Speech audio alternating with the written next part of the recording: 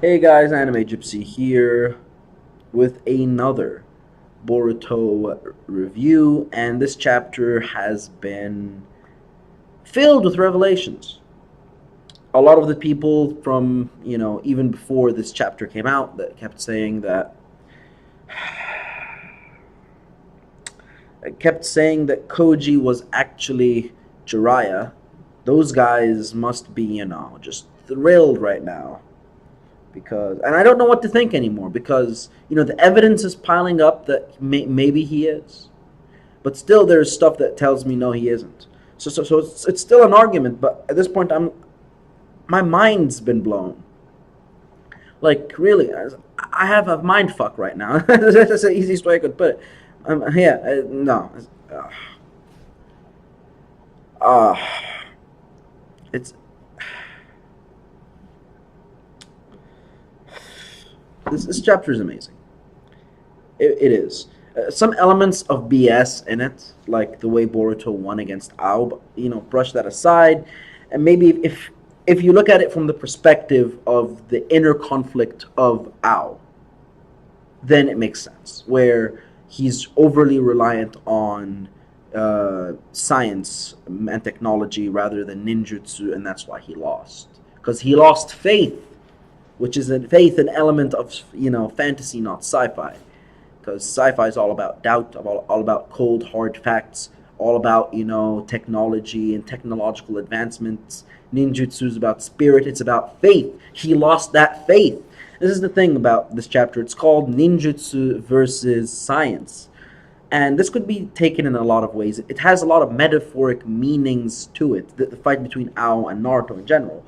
It could indicate a clash between genres, fantasy, the genre in which Naruto was, and sci-fi.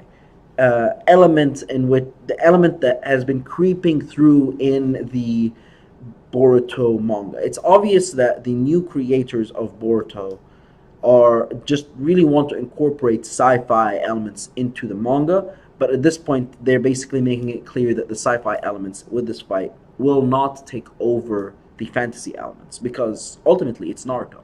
It really is, and Boruto winning this fight is an indication that this series will focus more on fantasy than sci-fi, focus more on the chakra than the wires, than the plugs, so on and so forth. Now, the fight in general has other metaphoric meanings aside from the genre clashing, and that is new versus old, and this could be taken in two different ways. You could talk about age, the generational gap, the new generation versus the old generation. It could be also taken as a method of tradition, new tradition versus old tradition, new tradition being technology, old tradition being ninjutsu, in which case the roles switch, where Boruto is now the old, and Ao is now the new. So in that sense of a metaphoric perspective, that yeah, the roles are switched, and that's how you see it. At the very end, you realize that the ninjutsu versus science element was actually something, a inner conflict within Ao himself, in which he was losing faith. He was losing trust in ninjutsu, instability and whatnot in the system, and that's what drove him to a cold, calculated organization, Kara, and he thusly, through the cold means that they have and the logical perspectives that they have, it kind of correlates with machinery and with the cold perspective of machines, and do do machines have souls? It's the same question asked in movies like Blade Runner, or as the novel that it was based off of is called. Does do do cyborgs dream of electric sheep, or Ghost in the Shell? Is there a spirit within that metallic shell that is a cyborg, that is a machine? Is there such a thing? And I think that was like an inner conflict that Al was displaying when he was like, okay, I'm broken. I'm in pieces. I don't really rely on the system anymore. This is something that, and I still think an element of this is genjutsu based, where it's genjutsu that drove him to this type of perspective, similar to the puppet master jutsu. But I think it was the clash of those two ideals of relying on soul or relying on machine, and him being not human and not fully machine. That whole thing in his mind, it was a clash inside of him, and it was kind of hinted at the very end when he used ninjutsu at the very last moment, save Boruto, that that inner conflict did exist, because we hadn't really seen him use ninjutsu that much in this fight. If anything, he avoided ninjutsu, and there must have been a reason for that. But when he used ninjutsu, that attack was pretty powerful.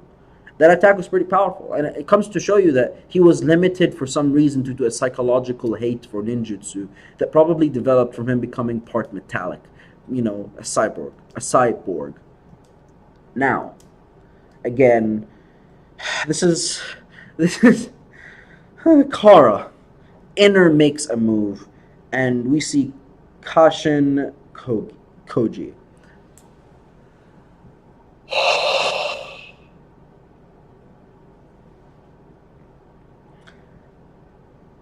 As much as I hate the theory that this is the thing. This is why I initially don't think, and I'm still questioning it. I'm still questioning. I'm not like all the way Jiraiya is Koji. No, no, no, not in a long shot. No. If anything, because we've seen Koji's arms, and as far as we could see, they don't look metallic. And yes, we've seen both. We've seen both arms. He's been like in this sort of pose before. We've seen him with his hands. Now, you could argue that they were somewhat covered, but they didn't look cybernetic to me. He's thinner than Jiraiya. Jiraiya was a bit buffer. Jiraiya, had a little bit of fat and meat on him, where he looked a bit thicker. Now, something else is, why would he do that? Again, might be genjutsu, but the way I mean, trust me, if there was an arc in which Jiraiya was saved, he was frozen, and that's what saved him, I wouldn't really doubt it. I wouldn't really be that upset if it was executed well, because I really like Jiraiya. But again, you need depth. Characters can't come back to life just like that. Characters can't. If Kara is basically culminated off of individuals that we thought died in Naruto, then that would piss a lot of people off, including myself. If members of Kara are Neji, Asuma, Hirozen, if the members of Kara are just people that we know are or we thought died. This is the thing. It's very hard to convince someone that Neji's still alive. So Neji's obviously out of the picture, because we saw how his soul left his body at the very end, and the cursed jutsu faded away, and he was buried. Now, Jiraiya's a different story, because we didn't see his corpse, his dead corpse. We saw him dying. For all we know, that mermaid character in the Naruto filler swept right in, rescued him, sent him to a hospital, and he's A-okay. Like some Tsunade level medical ninja performed, a healing jutsu that instantly healed him. For all we know, that could have happened. For all we know, that could happen, because we didn't see his dead corpse, like we did with Asuma, like we did with many other of the Naruto characters. So yeah, with him specifically, I don't mind an arc in which it's revealed that he's still alive. I don't mind it as much. If it's executed well, then Gucci. I want to see more like Boruto, Jiraiya type interactions. But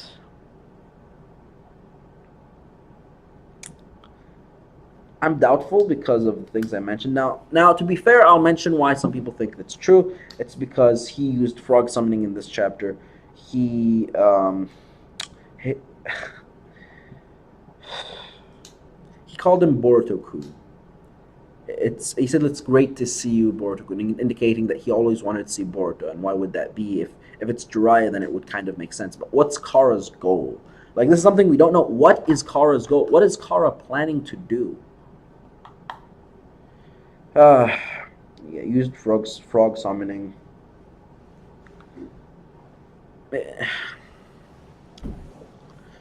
Right now, it's crazy. It really is. And finally, I want to talk about Ao's death. Ao's death is a good thing. It is. Like, think about it. It adds depth to the story because in the original Naruto and Naruto Shippuden, people didn't die as much. Now, you know, in the original Naruto, yeah, you had people die. You had people like Zabuza Haku die. You had like people in the Chunin exams die.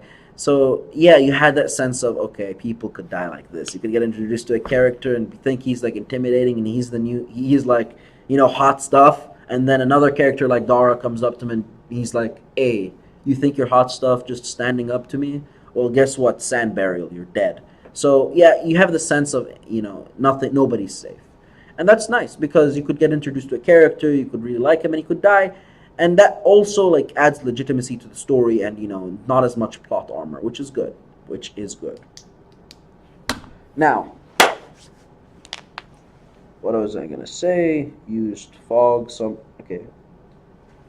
Yeah, so that's all I have to say about the review. If you like this video, please leave a like, and until next time, guys, this is Anime Gypsy, and I'm out. See you guys later. Bye.